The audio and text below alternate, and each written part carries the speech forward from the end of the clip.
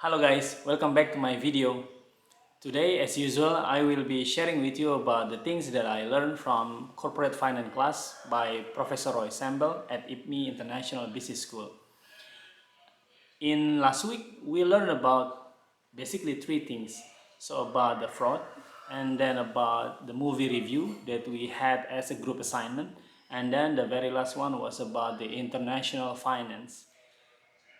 First thing about fraud. Fraud basically is illegal act done by a person which will cause a financial loss to a company or to an institution or even by a country.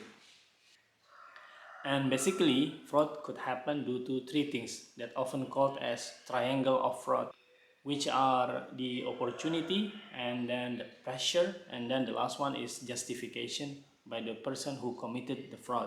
One of the common ways that firms or company have been establishing to prevent fraud is by setting up their whistleblowing procedures.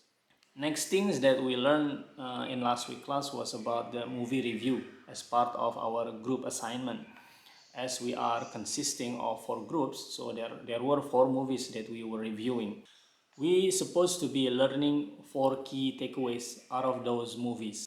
The first one, we have to understand what the movie is all about, and we have to be able to explain any fraudulent things that we saw in the movies. And then we have to explain whether the fraudulent act in the movies unethical equals to illegal. And the very last one is what is the lesson learned that we have from watching that movies. And the last one is international finance. So we were learning about the international finance that involved in the international trading or global trading.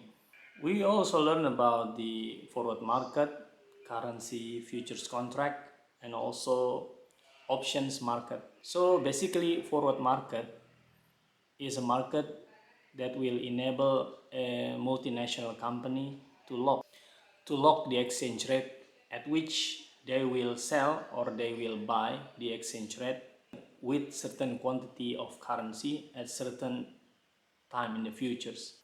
Options is all about giving the right to buy or sell specific currency at specific price at specific future times.